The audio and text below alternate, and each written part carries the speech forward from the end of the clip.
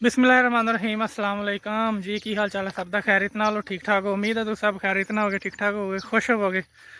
Welcome back दोबारा अपने channel ते अज आप जा रहे हैं अपना नवा व्लॉग शुरू करन।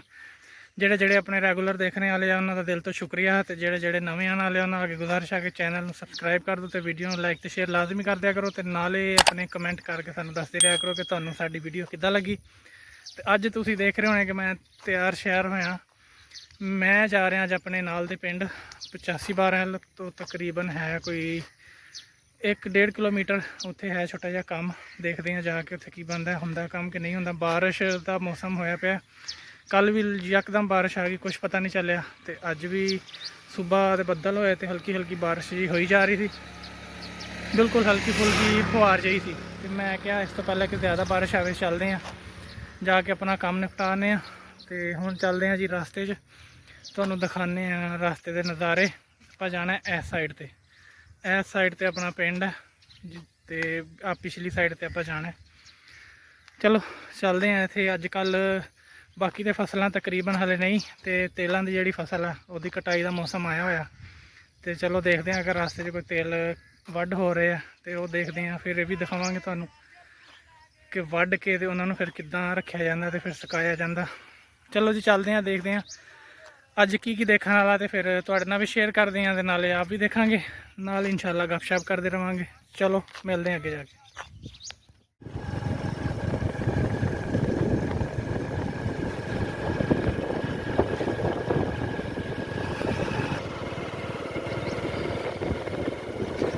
हाँ जी, आप जा रहे हैं अपने नाल दे पिंड, तो रास्ते च तुहानू दिखा रहे हैं फसलों का माहौल। झोना लग्या होया, पानी ना भरया होया। अगे चलते हैं, अगे तिल वटे जाते हैं भी तुहानू दिखाने।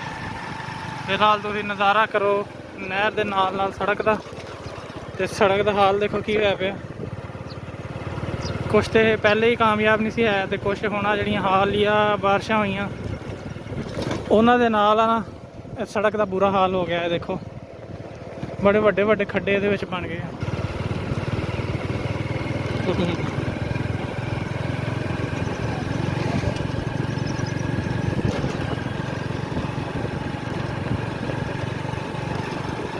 चलो पहुँच आइए नाल दे पिंड, उत्थे थोड़ा जिहा काम आ, वो काम करते हैं, तो वापसी तो फिर गलबात करते हैं इंशाअल्लाह। पहुँच आए हैं चक नंबर 85-12 नहर वाला पुल, इत्थों शुरू हो रहा पिंड इन्हां दा।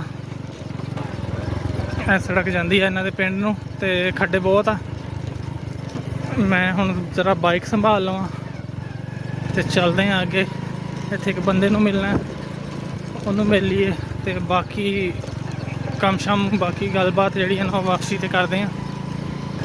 ये अपने हमसाया पिंड है जी, अपने पिंड तो तकरीबन 1.5 किलोमीटर है फासला, तकरीबन 1.5 किलोमीटर ही होना है। तो माशाल्लाह देखो बाग लगे हुए माल्टियां दे, काफ़ी ज़्यादा बाग है इस चक दे विच भी। तो तकरीबन यदी आबादी चो 80 तो 85% जोड़े गुजराती लोग हैं, इन्हों गुजराती कहते हैं। अपने इन्हों के बोलने का अंदाज़ भी पंजाबियों तो थोड़ा जिहा हट के है, इन्हों का अपना ही लेचा वा।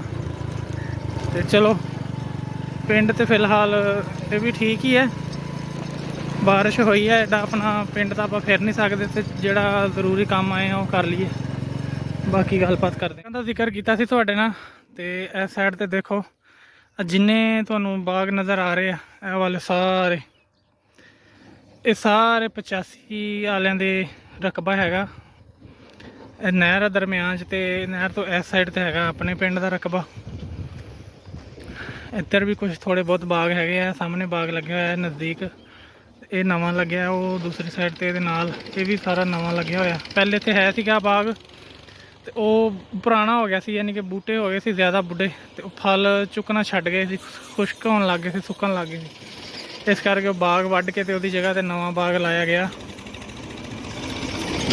ट्राली का शोर आ गया जिस करके चुप करना पै गया। तो इधर देखो तुसी वो सामने भी छोटा छोटा पौधे नज़र आ रहे थानू, वो भी बाग नवा लग्या होया। तो इस पिंड च बहुत ज़्यादा बाग है तकरीबन। इधर इधर जिथे जिथे तक नज़र दराओगे तो माल्टियां के बाग नज़र लाजमी आएंगे, और कोई चीज़ नज़र आए ना आए।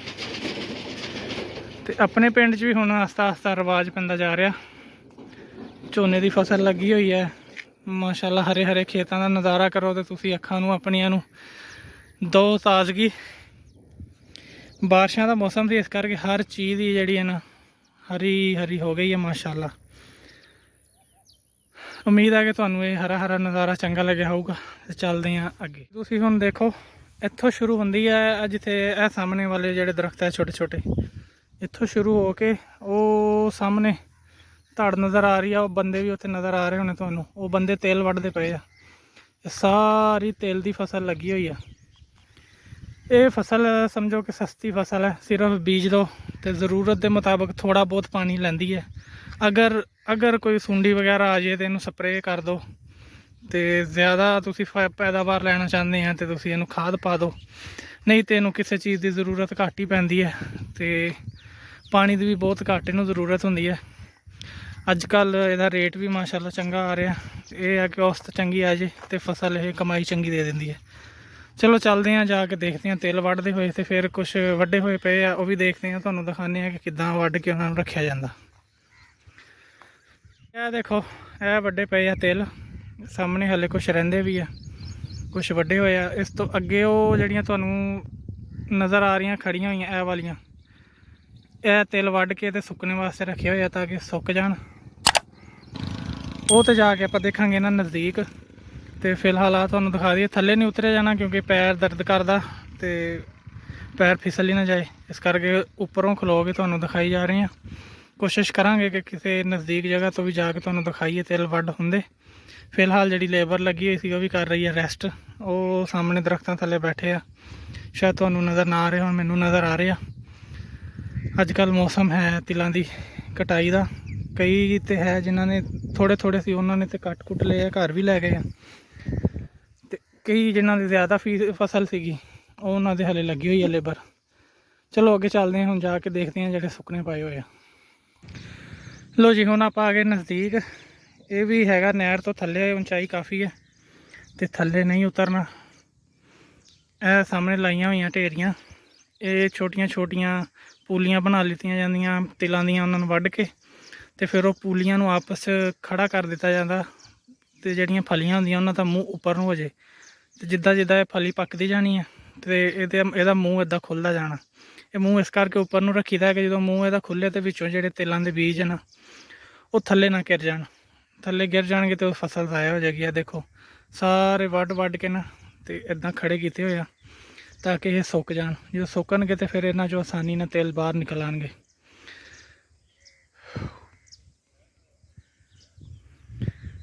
ਉਮੀਦ ਹੈ ਕਿ ਤੁਹਾਨੂੰ ਸਮਝ ਆਈ ਹੋਏਗੀ ਕਿ ਤਿਲਾਂ ਦੀ ਫਸਲ ਕਿੱਦਾਂ ਵੱਢ ਹੁੰਦੀ ਹੈ ਤੇ ਕਿੱਦਾਂ ਫਿਰ ਇਹਨੂੰ ਸੁਕਾਇਆ ਜਾਂਦਾ, ਕਿੱਦਾਂ ਇਹਦੇ ਵਿੱਚੋਂ ਤੇਲ ਕੱਢੇ ਜਾਂਦੇ ਆ। ਇਹਦੇ ਵਿੱਚੋਂ ਤੇਲ ਕੱਢ ਕੇ ਫਿਰ ਲਿਜਾਏ ਜਾਣਗੇ ਮੰਡੀ। ਸੁਣਨ 'ਚ ਆਇਆ ਕਿ ਅੱਜ ਕੱਲ੍ਹ ਇਹਨਾਂ ਦਾ 6 ਤੋਂ 7 ਹਜ਼ਾਰ ਫੀ ਮਨ ਦਾ ਰੇਟ ਹੈ। ਕੋਈ ਕੁਛ ਕਹਿ ਰਿਹਾ, ਕੋਈ ਕੁਛ ਕਹਿ ਰਿਹਾ, ਤੇ ਹੁਣ ਪੱਕਾ ਪਤਾ ਕਰਾਂਗੇ ਕੀ ਰੇਟ ਹੈ, ਕਿਉਂਕਿ ਹਰ ਫਸਲ ਦਾ ਰੇਟ ਵੱਧਦਾ ਘਟਦਾ ਰਹਿੰਦਾ ਹੀ ਹੈ। ਕੁਛ ਬਾਰਿਸ਼ਾਂ ਦਾ ਮੌਸਮ ਹੈ, ਇਸ ਕਰਕੇ ਫਸਲਾਂ ਨੂੰ ਜ਼ਿਆਦਾ ਜਿਹੜੇ ਆ ਵਪਾਰੀ ਵਗੈਰਾ ਹਲੇ ਹੱਥ ਨਹੀਂ ਪਾ ਰਹੇ। ਤੇ ਚਲੋ ਜੀ, ਉਮੀਦ ਆ ਕਿ ਤੁਹਾਨੂੰ ਚੰਗਾ ਲੱਗਿਆ ਹੋਵੇਗਾ ਦੇਖ ਕੇ। ਕੋਸ਼ਿਸ਼ ਕਰਾਂਗੇ ਕਿ ਕੁਛ ਮਜ਼ੀਦ ਬਿਹਤਰ ਲਿਆਈਏ ਆਪਣੇ ਵਲੌਗ ਦੇ ਵਿੱਚ। ਪੈਰ ਥੋੜ੍ਹਾ ਬਹੁਤ ਹਲੇ ਗੁਜ਼ਾਰਾ ਕਰਨ ਜੋਗਾ ਹੋਇਆ, ਥੋੜ੍ਹਾ ਠੀਕ ਹੁੰਦਾ ਤਾਂ ਇਨਸ਼ਾਅੱਲਾ ਫਿਰ ਕੋਸ਼ਿਸ਼ ਕਰਕੇ ਜ਼ਿਆਦਾ ਅੱਛੇ ਵਲੌਗ ਬਣਾਵਾਂਗੇ। ਤੁਹਾਡੇ ਨਾਲ ਜ਼ਿਆਦਾ ਤੋਂ ਜ਼ਿਆਦਾ ਇਨਫੋਰਮੇਸ਼ਨ ਸ਼ੇਅਰ ਕਰਨ ਦੀ ਕੋਸ਼ਿਸ਼ ਕਰਾਂਗੇ। ਤੇ ਚਲੋ ਹੁਣ ਚੱਲਦੇ ਹਾਂ ਵਾਪਸ ਘਰ। ਕੰਮ ਆਪਣਾ ਜਿਹੜਾ ਸੀ ਉਹ ਕਰ ਲਿਆ। ਕੁਛ ਇਲਾਕੇ ਆ ਜਿੱਥੇ ਸੈਲਾਬ ਆ ਗਏ ਆ ਬਾਰਿਸ਼ ਦੀ ਵਜ੍ਹਾ ਤੋਂ, ਕੁਛ ਇਲਾਕੇ ਆ ਜਿੱਥੇ ਸੈਲਾਬ ਆਉਣੇ ਦਾ ਖਤਰਾ ਵਾ। ਅੱਲਾ ਪਾਕ ਰਹਿਮ ਕਰੇ ਸਾਰਿਆਂ ਤੇ।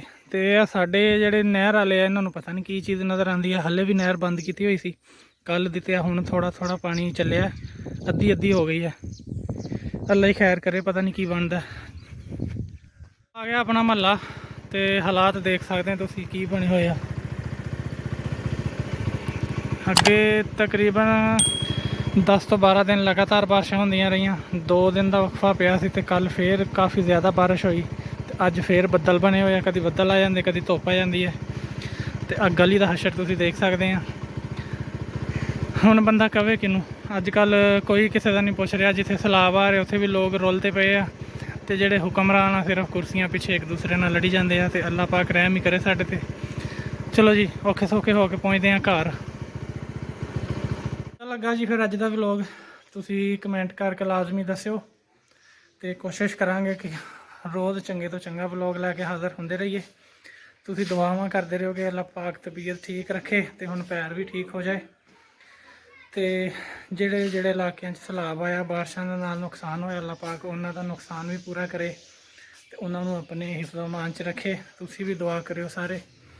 ਤੇ ਚਲੋ ਜੀ, ਅੱਜ ਦਾ ਵਲੌਗ ਕਰਦੇ ਹਾਂ ਇੱਥੇ ख़त्म। ਆਪਣਾ ਬਹੁਤਾ ਖਿਆਲ ਰੱਖਿਓ, ਖੁਸ਼ ਰਹੋ, ਆਬਾਦ ਰਹੋ, ਹੱਸਦੇ ਵਾਸਤੇ ਰਹੋ, ਸਾਡੇ ਵਾਸਤੇ ਦੁਆ ਕਰਦੇ ਰਹੋ। ਪੇਂਡੂ ਵਲੌਗ ਦੇਖਦੇ ਰਹੋ ਤੇ ਵੀਡੀਓ ਨੂੰ ਲਾਈਕ ਤੇ ਸ਼ੇਅਰ ਲਾਜ਼ਮੀ ਕਰਿਓ ਤੇ ਨਾਲੇ ਕਮੈਂਟ ਕਰਕੇ ਤੁਸੀਂ ਸਾਡੀ ਵੀਡੀਓ ਬਾਰੇ ਆਪਣੀ ਰਾਏ ਦਿੰਦੇ ਰਿਹਾ ਕਰੋ। ਚੈਨਲ ਨੂੰ ਅੱਗੇ ਦੀ ਅੱਗੇ ਸ਼ੇਅਰ ਕਰੋ। ਕੋਸ਼ਿਸ਼ ਕਰੋ ਕਿ ਹੋਰ ਵੀ ਤੁਹਾਡੇ ਵਰਗੇ ਪਿਆਰੇ ਲੋਕ ਆਪਣੇ ਨਾਲ ਜੁੜ ਸਕਣ ਤੇ ਜਿਹੜੇ ਡੇਲੀ ਆਪਣੀ ਵੀਡੀਓ ਦੇਖਦੇ ਆ ਉਹਨਾਂ ਦਾ ਇੱਕ ਦਫਾ ਫੇਰ ਦਿਲ ਤੋਂ ਸ਼ੁਕਰੀਆ। ਤੇ ਜਿਹੜੇ ਨਵੇਂ ਆਉਣ ਵਾਲੇ ਵੀਡੀਓ ਪਹਿਲੀ ਦਫਾ ਦੇਖ ਰਹੇ ਆ ਉਹਨਾਂ ਅੱਗੇ ਗੁਜ਼ਾਰਿਸ਼ ਆ ਕਿ ਆਪਣੇ ਚੈਨਲ ਨੂੰ ਪੇਂਡੂ ਵਲੌਗ ਨੂੰ ਲਾਈਕ ਸਬਸਕ੍ਰਾਈਬ ਜ਼ਰੂਰ ਕਰਿਓ। ਚਲੋ ਜੀ, ਹੁਣ ਲੈਂਦੇ ਹਾਂ ਇਜਾਜ਼ਤ। ਆਪਣਾ ਬਹੁਤਾ ਖਿਆਲ ਰੱਖਿਓ, ਖੁਸ਼ ਰਹੋ, ਹੱਸਦੇ ਵਾਸਤੇ ਰਹੋ ਤੇ ਦੇਖਦੇ ਰਹੋ ਪੇਂਡੂ ਵਲੌਗ। ਉਦੋਂ ਤੱਕ ਰੱਬ ਰੱਖਾ। ਅੱਲਾ ਹਾਫਿਜ਼।